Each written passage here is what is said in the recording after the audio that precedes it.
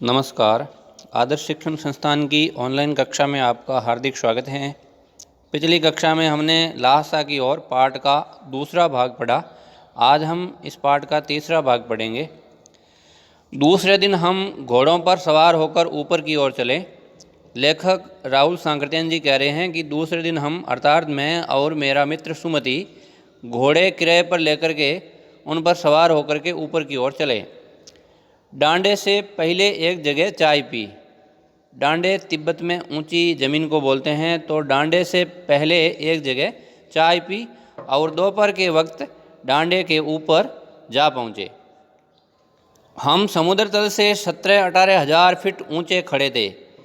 हमारी दक्षिण तरफ पूरब से पश्चिम की ओर हिमालय के हजारों श्वेत शिखर चले गए थे। हमारी दक्षिण दिशा में पूर्व से पश्चिम की ओर हिमालय के हजारों सफ़ेद चोटियाँ थीं। भीटे की ओर दिखने वाले पहाड़ बिल्कुल नंगे थे। भीटे टीले के आकार का ऊंचा स्थान होता है, तो उसकी ओर से दिखने वाले पहाड़ बिल्कुल नंगे थे। न वहाँ बर्फ़ की सफ़ेदी थी, न किसी तरह की हरियाली। उत्तर की तरफ बहुत कम बर्फ़ वाली चोटियाँ दिखाई पड़ती थी। उत्तर दिशा की तरफ बहुत कम बर्फ़ वाली चोटियाँ दिखाई पड़ रही थी। सर्वोच्च स्थान पर डांडे के देवता का स्थान था। सबसे जो ऊंचा स्थान था वहाँ डांडे यानी ऊंची ज़मीन के देवता का निवास स्थान था, जो पत्थरों के ढेर, जानवरों की सींगों और रंग बिरंगे कपड़ों की झंडियों से सजाया गया था। अब हमें बराबर उतराई पर चलना था। उसके बाद में हमें बराबर उतराई पर चलना था, अर्थात हमें नीचे उतरना था। चढ़ाई तो कुछ दूर थोड़ी मुश्किल थी, लेकिन उतराई बिल्कुल नहीं। यानी चढ़ाई में तो हमें कुछ मुश्किलों का सामना करना पड़ा, पर उतरने में उतनी मुश्किलों का बिल्कुल भी सामना नहीं करना पड़ा। शायद 2-1 और सवार साथी हमारे साथ चल रहे थे। मेरा घोड़ा कुछ धीमे चलने लगा। मैंने समझा कि चढ़ाई की थकावट के कारण ऐसा कर रहा है। लेखक ने सोचा कि घोड़ा चढ़ने में थक गया होगा, इसलिए वो धीमे चल रहा है और उसे मारना नहीं चाहता था, और लेखक घोड़े को मारना भी नहीं चाहता था।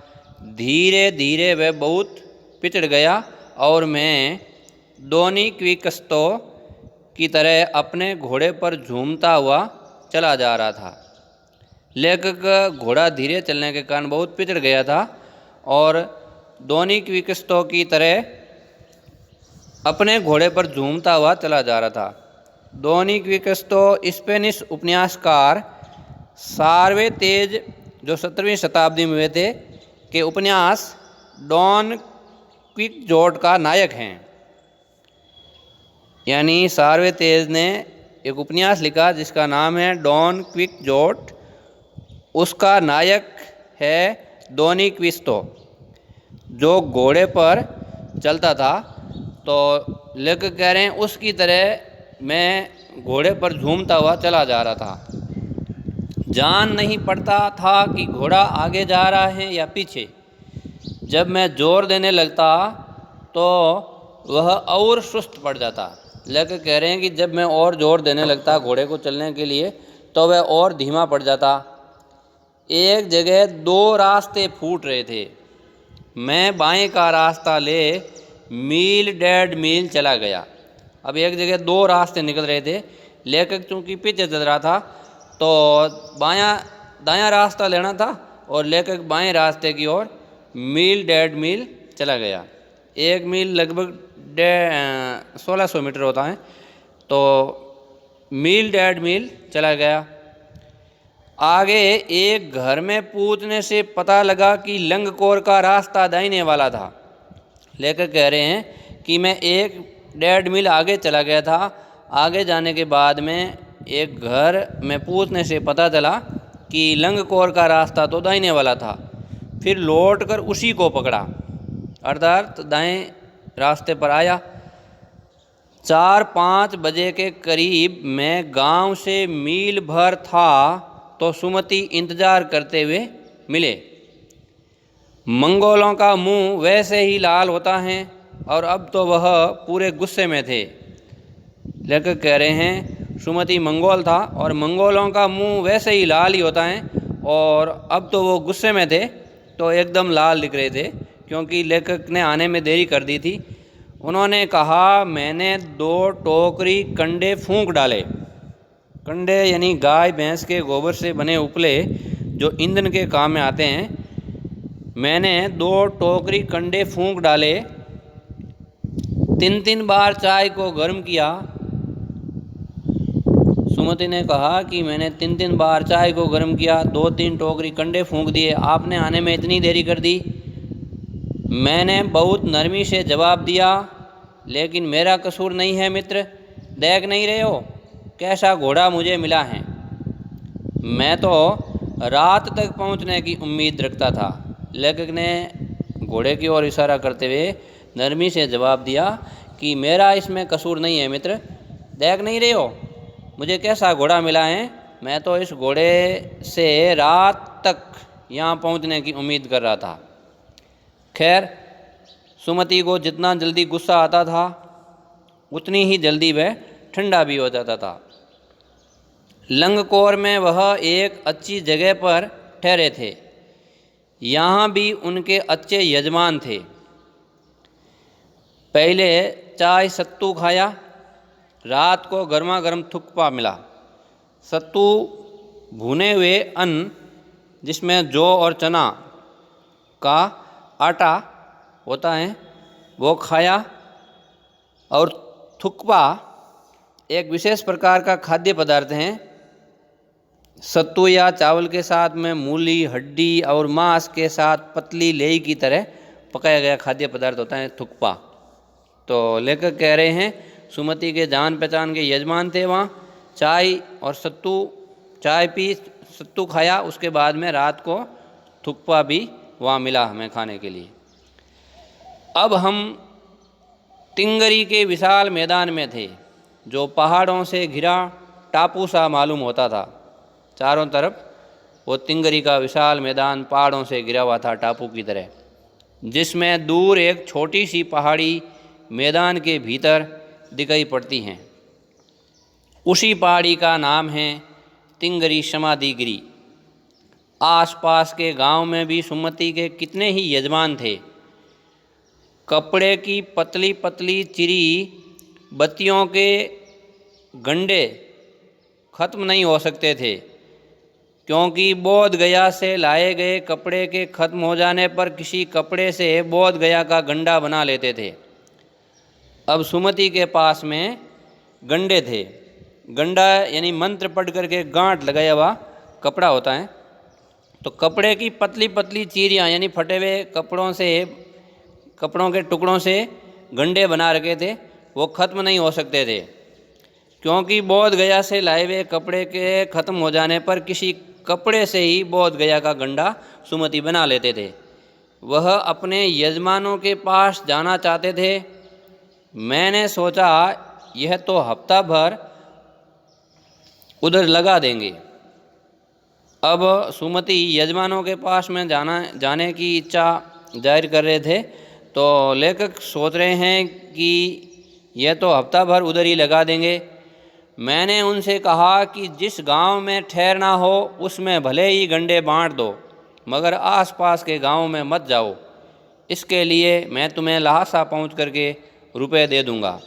लेखक ने कहा कि आपको जिस गांव में ठहरना है उस गांव में भले ही आप ये गंडे बांट दो, पर आसपास के गांव में आप मत जाओ। इसके लिए मैं आपको लहासा में पहुंच करके रुपए दे दूंगा, जितनी आवश्यकता है आपको। सुमति ने स्वीकार किया। दूसरे दिन हमने भरिया ढूंढने की कोशिश की। भरिया यानी भार वाहक, भार को ले जाने वाले को ढूंढने की कोशिश की, लेकिन कोई न मिला। सवेरे ही चल दिए होते तो अच्छा था, लेकिन अब 10-11 बजे की तेज़ धूप में चलना पड़ रहा था। तिब्बत की धूप भी बहुत कड़ी मालूम होती हैं। यद्यपि थोड़े से भी मोटे कपड़े से सिर को ढांक लें तो गर्मी खत्म हो जाती है। आप 2 बजे सूरज की ओर मुंह करके चल रहे हैं, ललाट धूप से जल रहा है और पीछे का कंधा बर्फ हो रहा है। यानी जिधर मुंह किया हुआ है उधर तो गर्मी लग रही है, लेकिन पीठ पीछे सर्दी लग रही है, कंधा ठंडा हो रहा है बर्फ़ की तरह। फिर हमने पीठ पर अपनी अपनी चीज़ें लादी, डंडा हाथ में लिया और चल पड़े। यद्यपि सुमति के परिचित तिंगरी में भी थे, लेकिन वह एक और यजमान से मिलना चाहते थे, इसलिए आदमी मिलने का बहाना कर सेकर विहार की ओर चलने के लिए कहा। अब लेखक के मित्र ने एक बहाना किया कि मुझे कोई एक आदमी मिलने वाला है, इसलिए हमें सेकर विहार की ओर चलना चाहिए। विहार बौद्ध भिक्षुओं का निवास स्थान होता है, तो उधर चलने के लिए कहा। तिब्बत की ज़मीन बहुत अधिक छोटे बड़े जागीरदारों में बंटी हैं। ज़मीन का मालिक जागीरदार, तो ये ज़मीन बहुत अधिक छोटे बड़े जागीरदारों में बंटी हैं। इन जागीरों का बहुत ज़्यादा हिस्सा मठों यानी विहारों के हाथ में है। अपनी अपनी जागीर में हर एक जागीरदार कुछ खेती खुद भी कराता है, जिसके लिए मजदूर बेगार में मिल जाते हैं।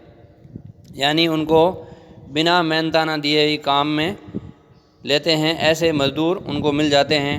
खेती का इंतज़ाम देखने के लिए वहाँ कोई भिक्षु भेजा जाता है, जो जागीर के आदमियों के लिए राजा से कम नहीं होता है। खेती का इंतज़ाम देखने के लिए वहाँ कोई बौद्ध भिक्षु भेज दिया जाता है, जो वहाँ जागीर के जो आदमी हैं उनके लिए राजा से कम नहीं होता है। सेकर की खेती के मुखिया भिक्षु नमसे बड़े भद्र पुरुष थे। अब सेकर की जो वहाँ खेती थी सेकर विहार की, वहाँ की खेती के मुखिया भिक्षु नमसे नाम है, बड़े भद्र पुरुष थे, यानी सज्जन आदमी थे।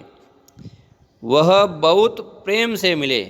हालांकि उस वक्त मेरा भेष ऐसा नहीं था कि उन्हें कुछ भी ख्याल करना चाहिए। लेखक कह रहे हम भिखारी के वेश में थे, तो वेशभूषा से ऐसा नहीं होना चाहिए कि वो मेरा ख्याल करें, लेकिन उन्होंने हमारा ख्याल किया। यहाँ एक हम पर ध्यान दिया। यहाँ एक अच्छा मंदिर था जिसमें कंजूर का अर्थ होता है बुद्ध वचन अनुवाद की हस्तलिखित यानी हाथ से लिखी 103 पोथियाँ रखी हुई थी, पुस्तकें रखी हुई थी।